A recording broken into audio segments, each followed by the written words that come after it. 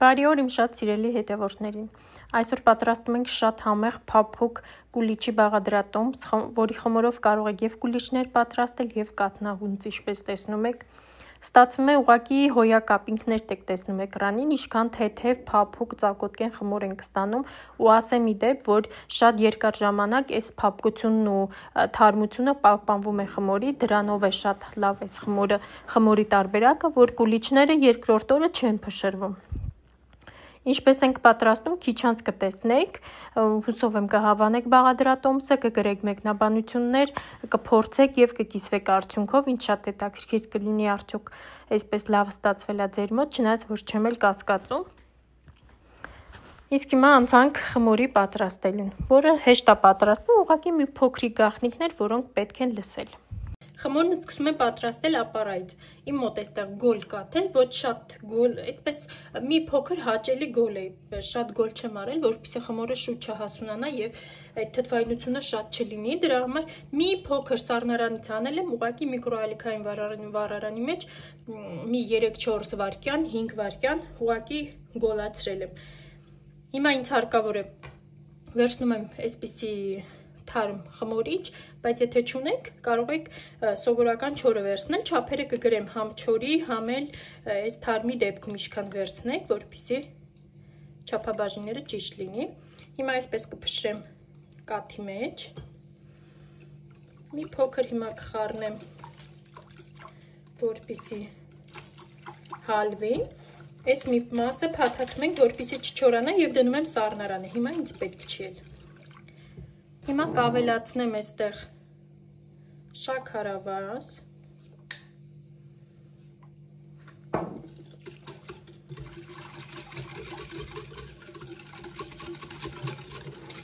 եւ կավելացնեմ ալյուրը։ Թողնելու ենք մոտավորապես մի 15-20 րոպե, որպեսզի ապարանը սկսի հասունանալ, բարձրանալ, ցույց կտամ, թե ինչպիսի տեսք պետք է ունենա, երբ որ սկսենք հունցել արդեն բուն խմորը։ Ասեմ մի շատ կարևոր փաստ, որ պետքա սենյակում լինի տաք ջերմաստիճան եւ ցանկալի է, որպեսզի սկվազնյակներ չլինեն, քանի որ խմորիչով խմորները պատրաստելիս հարկավոր չէ սկվազնյակներ, որպեսզի խմորիչը կարողանա ակտիվ լինել եւ խմորը բարձրանա։ Դրա համար անպայման ուշադիր եղեք, որպեսզի սենյակում չլինեն սկվազնյակներ։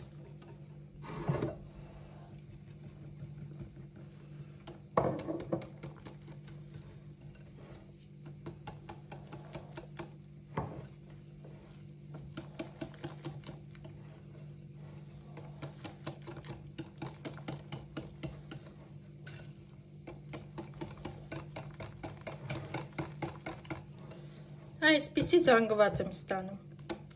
Ոչ ջրիկ է, ոչ պինդ է, եւ հիմա սնդային թաղանթով կփակեմ երեսը եւ կթողնեմ, որպեսզի բարձրանա ապարանը, որից հետո կմիանամ եւ ցույց կտամ մեր հաջորդ քայլը։ Քանի որ ապարան արդեն լավ հասունացել է, հիմա մնում է մյուս բաղադրիչները խառնեմ։ Ինչ է մեզ հարկավոր։ 6 հատ ձու է հարկավոր, որից 2-ի սպիտակուցը առանձնացնելու է։ Այսինքն հարկավոր է 4 ամբողջական ձու եւ 2 դեղնուց։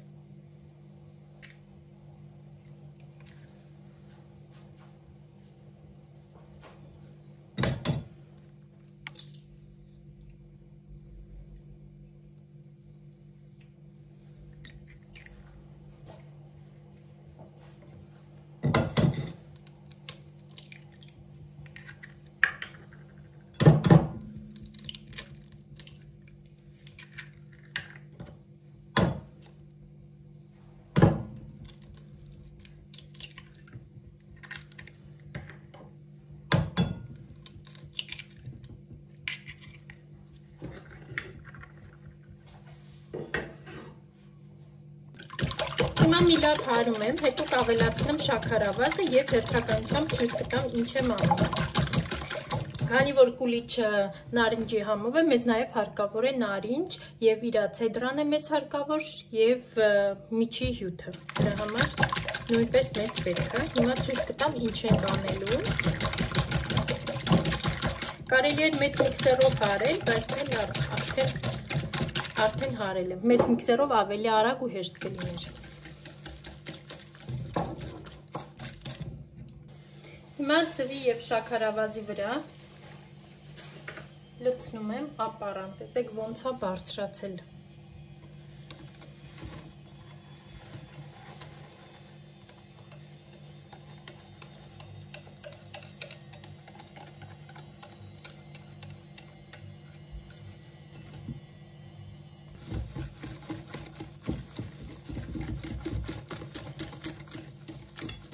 Գրեք տեսնեմ ովքեր են սիրում այս խմորիչով խմորների հոտը։ Ես ուղղակի խենթանում եմ այս հոտի համար։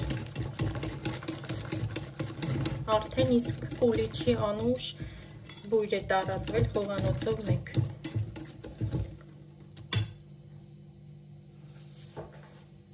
Հիմա նաև ինձ հարկավոր է նարնջի կեղևը ցեդրան։ Հիմա այսպես կքերեմ եւ հետո նաև մեծ հարկավոր է հյութը, որպեսզի մեր կուլիչները անուշ նարնջի համով ու հոտով լինեն։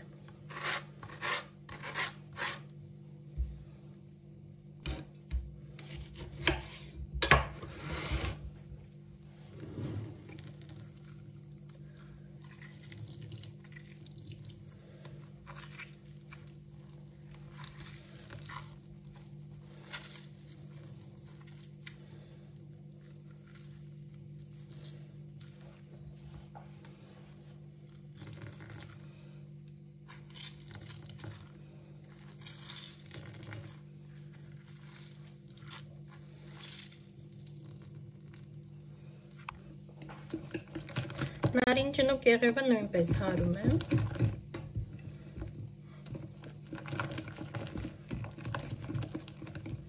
Ինձ մնում է ավելացնել 2 բաղադրիչ ալյուրը և կարակ։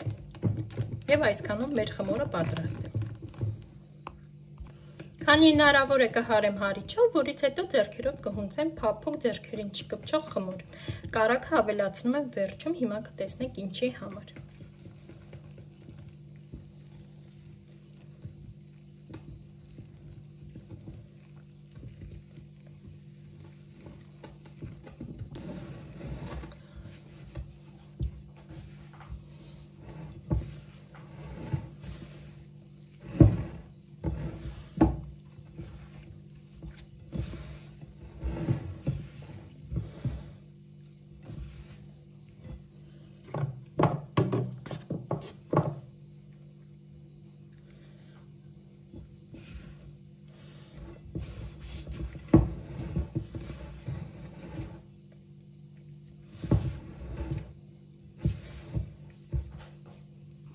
Խմորն արդեն հունց է վերջացրել եմ, ինքը ինչի համար ենք թողնում կարակը վերջում։ Խմորը ինքը մի փոքր կպչունություն ունի,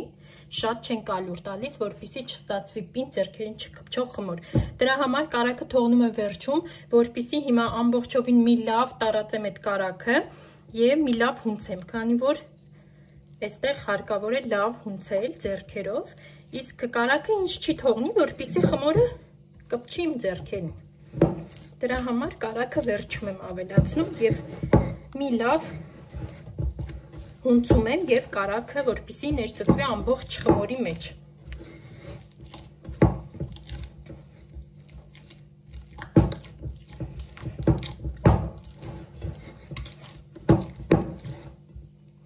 Տեսեք, խմորը արդեն հունցել եմ,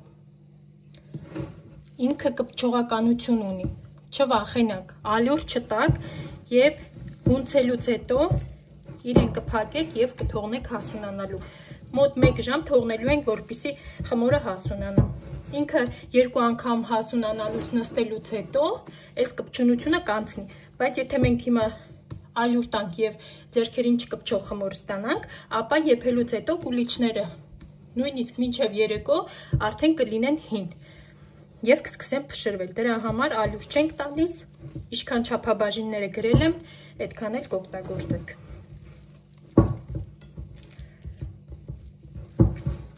Հիմա ինձ մնում է փակել երեսը, տեսնում եք ինքը ոնց որ այսպես շերտ իրարից առանձնանա։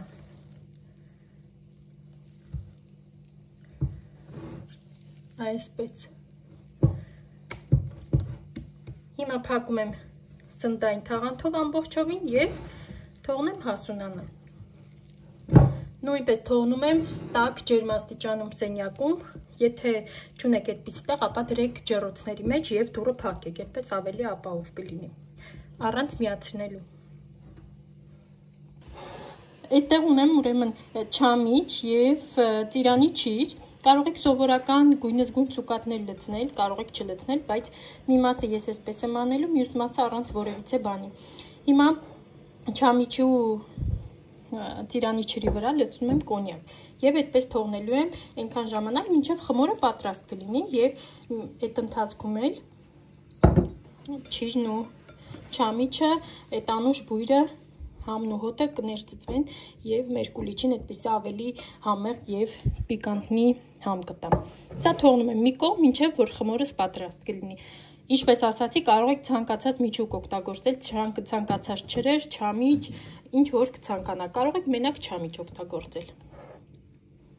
Տեսեք, խմորս իշխանա բարձրացել, հիմա առաջին անգամ պետքա նստացնեմ, առաջին անգամ նստացնում եմ, թողնելու եմ, որպեսզի երկրորդ անգամ բարձրանա,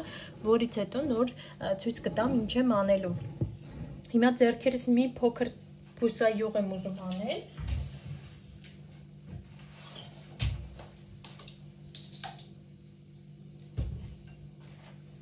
Շատ քիչ եւ նստացնում եմ խմորը, այսպես կողքերից վերցնում եմ եւ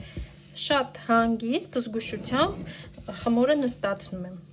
որպեսզի չեմ իրեն հունցելու, ուղղակի իրեն նստացնելու եմ այսպես եւ այսպես կողքերից որ քաշում ենք եւ դնում ենք վրան, էլ ավելի թթվածնով ենք հագեցնում եւ բնականաբար արդեն ավելի լավ եւ թթվածնով հարուստ կլինի խմորը, էլ ավելի լավ կբարձրանան կուլիչները։ Այսպես։ Եվ թողնում եմ եւս 1 ժամ, որպեսզի հասունանա եւ հանգստանա խմորը։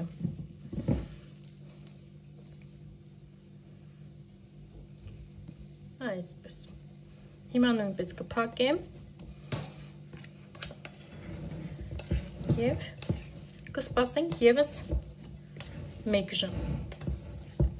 Այստեղ արդեն անուշ բուրում է չրեն ու չամիչը, ճիրն ու չամիչը։ Ինձ թվում է կուլիչների մեջ էլ ավելի անուշ համ կտա։ Այսպես։ Փակում եմ եւ սպասում ենք։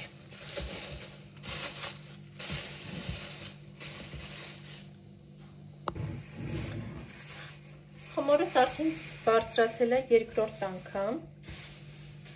եւ արդեն պատրաստ է, ինքը մի մասը բնականաբար սկզբից ասացի մի մասը անելու եմ չամիչով ու ջրով, իսկ մի մասը թողնելու եմ առանց որևիցե բանի։ Դրա համար հիմա կկիսեմ, այստեղ արդեն քամում եմ կոնյակից ջրերը եւ չամիչը, հետո ցույց կտամ ինչ եմ անելու, նոր կխառնեմ խմորին։ Հիմա մի փոքր սեղանը բուսայուղ կանեմ եւ ձեռքերս նույնպես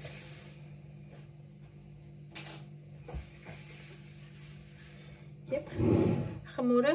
կտեղափոխեմ սեղանին։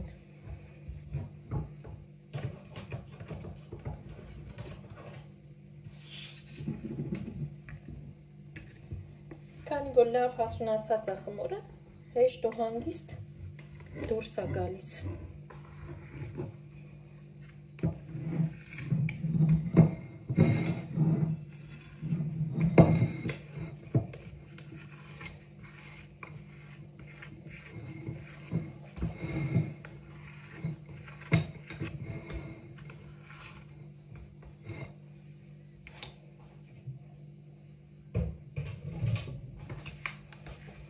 Այսպես։ Շատ ընտիր խմոր է ստացվել։ Հիմա բաժանում եմ 2 մասի։ Մի մասը թողնելու եմ չամիչի համար, իսկ մյուս մասը արդեն միանգամից ֆորմաների մեջ կդնեմ։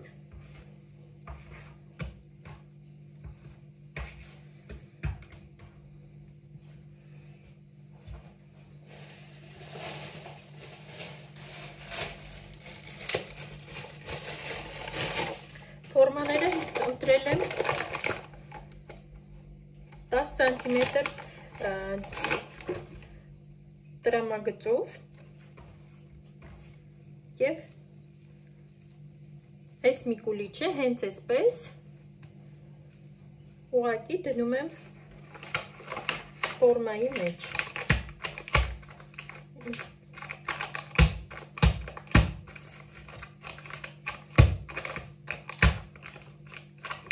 Այսպես։ Մի փոքր քիչ դնենք, որ բարձրանալու տեղ ունենա։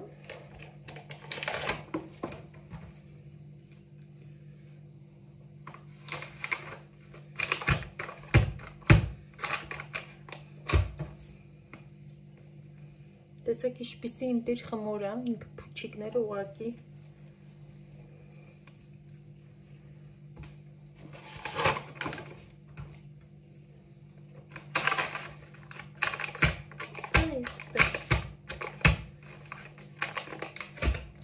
թվում է։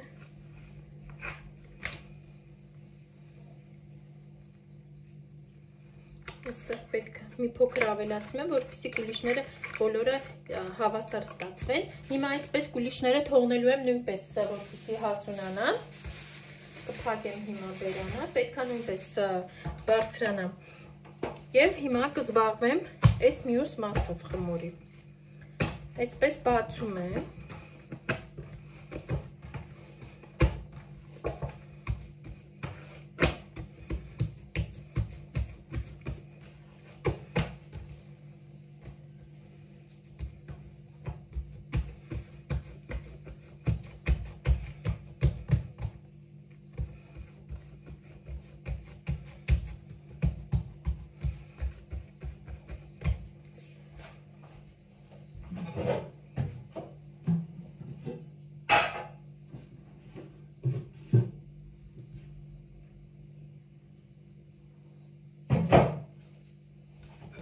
Ինձ հարկավոր է քամված չամիչի ու ջրերի վրա լցնել ալյուր, որպեսզի իրենք խմորին ջուր չտան։ Ալյուրը բնականաբար կվերցնի այդ ավելորդ հեղուկը և խմորը ավելորդ հեղուկ չի լինի խմորի մեջ։ Այսպես։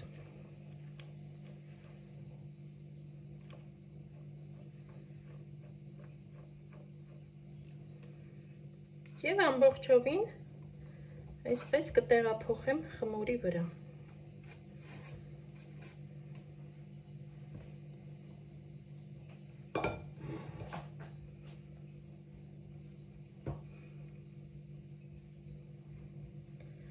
Այսպես մի փոքր կհավասարացնեմ։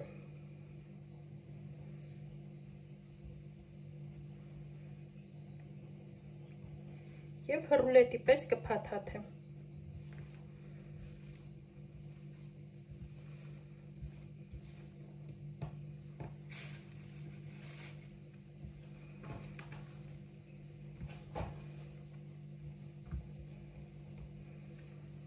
Այսպես։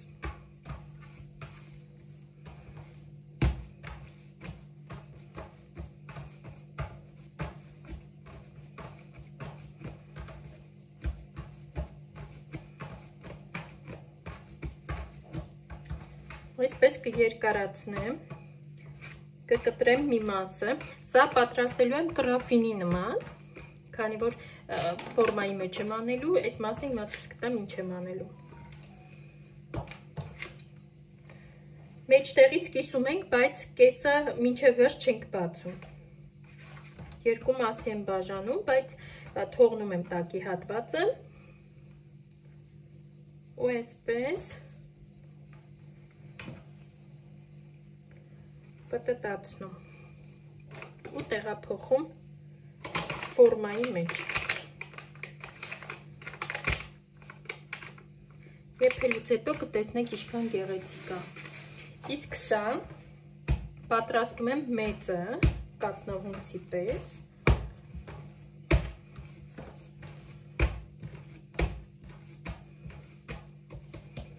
Այս երկրորդ մասը պատրաստելու եմ կատնահունցին կաթնաղունցի պես, կլոր մեծ, դրա համար հիմա կլոր ամանի մեջ, թավայի մեջ յուղաթուղթ եմ բռել, դրել եմ մեջտեղում այսպիսի աման, որպիսի մեջտեղի հատվածը բացվածք ունենա և նույնպես, նույն ձևի կտրում եմ մեջտեղից, այս մի մասը թողնում եմ, ամբողջովին չեմ կտրում։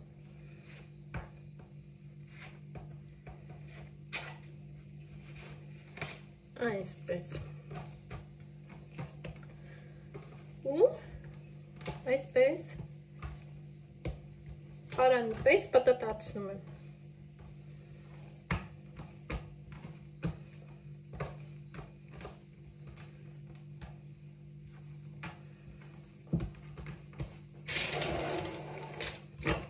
Եվ տեղափոխում եմ ամանի մեջ։ Այս երկու ծայրերը միացնում եմ իրար։ Այսպես։ Արդեն իսկ շատ գեղեցիկ է։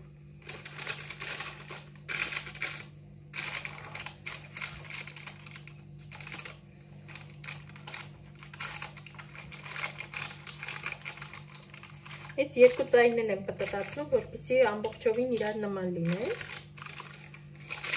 Եվ նույնպես թողնում եմ, որպեսզի հասունանա։ Հիմա երեսը ծածկում եմ և թողնեմ հասունանալու։ Տեսեք, իմ կուլիչները արդեն բարձրացել են, ժամանակն է ուղարկեմ արդեն եփվելու։ Ջեռոցը միացրել եմ, տաքացրել եմ 250 աստիճանի տակ, հետո իջեցրել եմ արդեն 180-ի տակ և ուղարկում եմ ջեռոց եփվելու։ Ինչի այդքան քիչ, քանի որ խմորը մեծ է, աբյոմը շատ է, որպեսզի մեջ ներսի հատվածը եփվի, դրա համար ցածրացել եմ, արել եմ 180 և ուղարկում եմ եփելու։ Եվ այսպես իմ կուլիչներն արդեն պատրաստ են, եփել են, և կաթնահունցն են պատրաստ, և կուլիչներն են պատրաստ, արդեն լավ սառել է։ Հիմա կուլիչները կպատեմ այս զանգվածով, սա բեզե է եփած օշարակով, այլ ոչ թե շաքարավազով, որպեսզի ինքը իր ձևը պահվի, այսինքն սպիտակուցները հարում ենք և ընթացքում նաև եփում ենք սիրոպը, չափաբաժինները կգրեմ շաքարավազ և ջուր, և այդ հարելու ընթացքում, երբ որ բեզեն արդեն պնդանում է, ինքը պինդ մասա է դառնում, կամաց լցնում ենք եփած շաքարաջուրը և ստանում ենք պինդ, այսպես զանգված։ Կաթնահունցը դե բնականաբար առանց որևիցե բեզեի է, ինքը այսպես, տեսեք ինչքան փափուկ ու նուրբ է, այսպես փափուկ ու նրբություն ուղղակի։ Հիմա ամբողջը կկտրեմ ցույց կտամ ներսի հատվածից, իսկ այդ ընթացքում ուզում եմ ես հանել այս թղթի ֆորմաների մեջից, ինձ թվում է այդպես ավելի գեղեցիկ է, երբ կուլիչները առանց թղթի ֆորմայի են։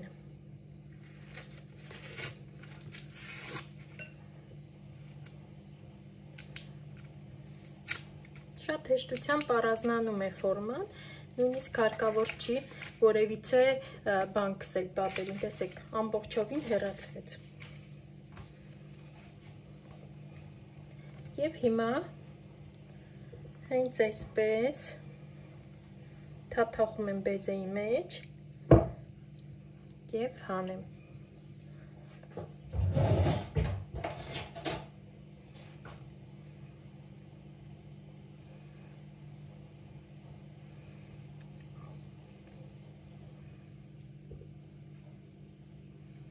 Եվ մի փոքր այսպես կողքերից կձևավորեմ։ Ես սիրում եմ, երբ որ այս բեզեի մասը ավելի շատ է այդ գլխի վերևում, դրա համար այսպես կօգնեմ և մի փոքր այսպես ձև կտամ։ Եվ վերջ։ Հիմա հասնենք մյուսներին, բոլորը բեզեյապատեմ և կտրեմ մեջի հատվածը ցույց տամ։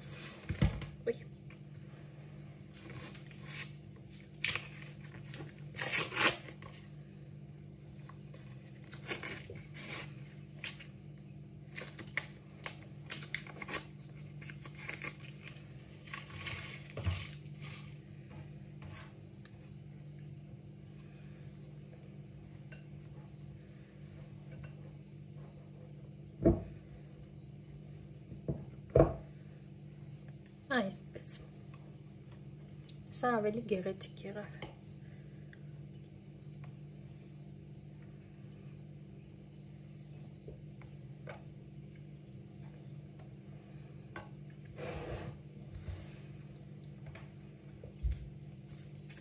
Վրան բնականաբար կարող եք տարբեր ցանկացած